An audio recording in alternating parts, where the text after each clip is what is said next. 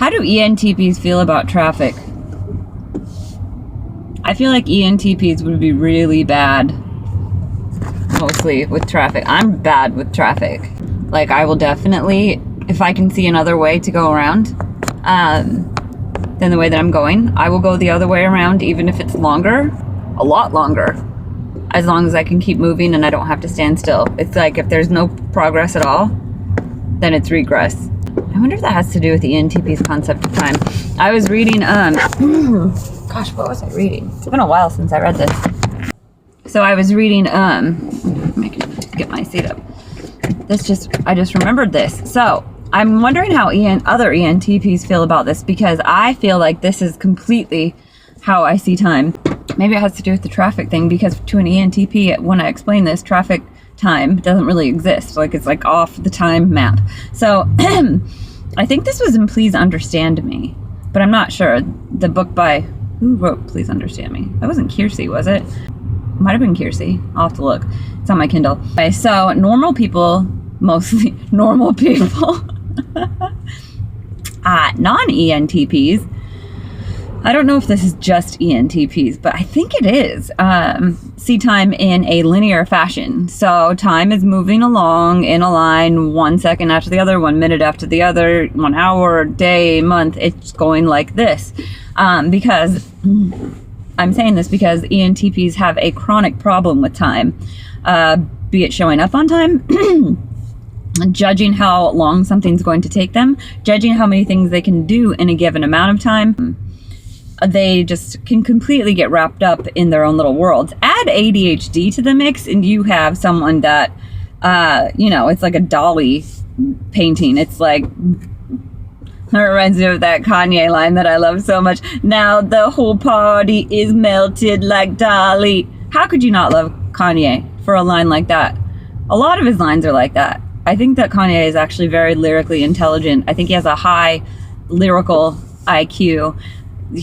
I don't think he's really that great of a person, but what do I know? I mean, most celebrities seem like jerk faces. I think as soon as you get famous, you turn into a jerk if you weren't already. God complexes and shit. But I don't care because I don't know him. He's not my neighbor, I don't care if he takes the microphone from Taylor Swift. That was so awful, but it was really funny. And I'm glad he did, because it's funny to think about it randomly out of nowhere. Like right now, I'm like, that was funny, and look how much sympathy she got for it. So I'm sure she's really not that upset about it.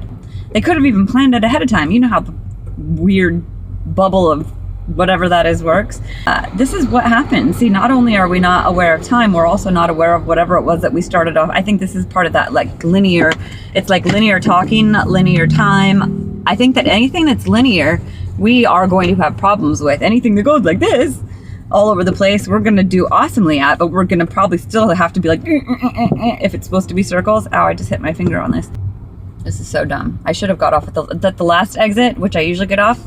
No traffic. Now, 1 mile later, everything turned traffic on a Sunday afternoon. Chilling in the park, just waiting for the sun to go down. For an ENTP, rather than seeing time in a linear fashion, time is instead perceived as events, basically. Whatever the event that is going on or will take place in the future, time is perceived within that event or circumstance or plan or whatever. But until it happens or while it's happening, no other time exists, So if you're doing something, then time is all caught up in that one event. Or if you're going somewhere, since your time is caught up in what you're doing right now, but you're supposed to be somewhere at 5 o'clock, but you're trying to get 8 things done and you only have time to get done with 1.5, you kind of check out of the linear time continuum because your time becomes these little events that you're sure you have enough time for. And so, and then in your mind, traveling from point A to B almost doesn't even exist, because the ENTPs also think they can travel by road as though they were in a plane or a helicopter, or they had wings, or they can just, beam. It's almost like the ones that I know anyway, you actually take pretty much take out the time from A to B. You're like, I've got to be there at 5. I've got to leave at 4:55. It's in Snohomish. So that's like, an hour and a half away. But like, you think the least time possible it could take to get to Snohomish.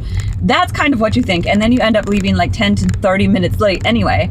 And you don't even, this is the definition of insanity, and I would even do this going to work every day. You don't even think about traffic. You don't think about weather.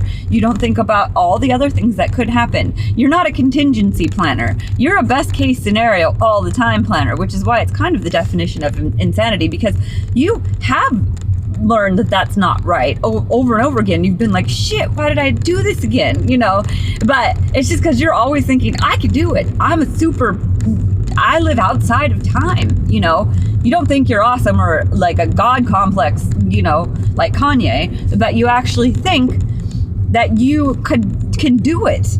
You believe that you could do it, which is really great sometimes, for ENTP confidence and having faith in their own abilities and all that, especially on the fly. It doesn't really work so well when it comes to space time, like traveling in space in a certain amount of time. It doesn't work as well as when you're just like thinking on the fly, coming up with ideas and solving problems. This doesn't work so well in that way. For some reason, I think we take it and apply it also to physics.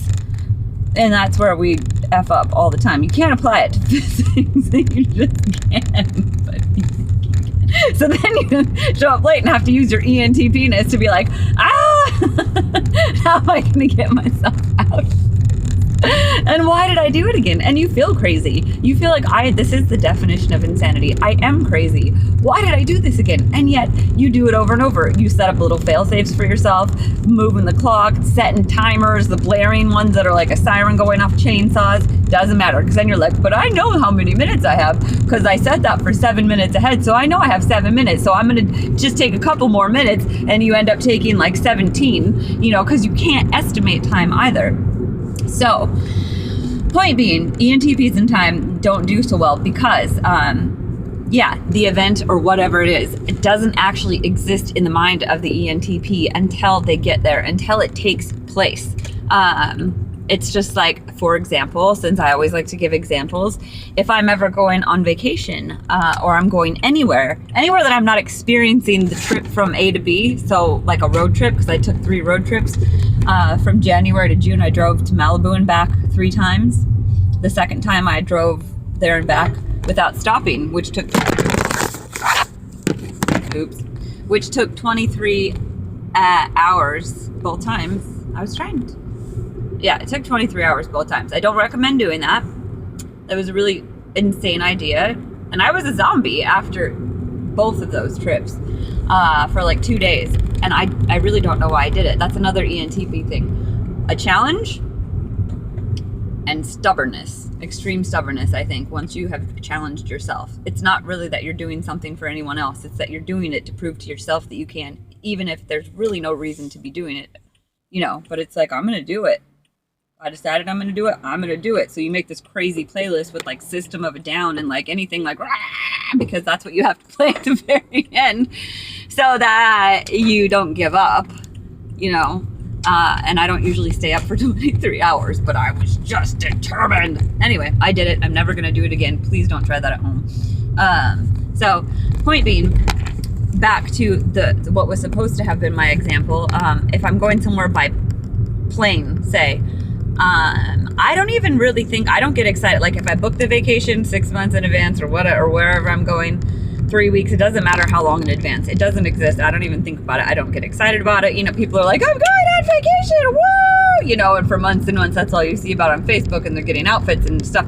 If I'm going to buy something, it's like, oh God, I buy it like, at the airport or at the store on the way.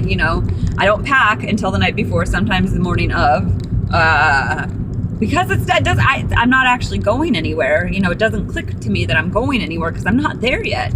And so then you're packing like,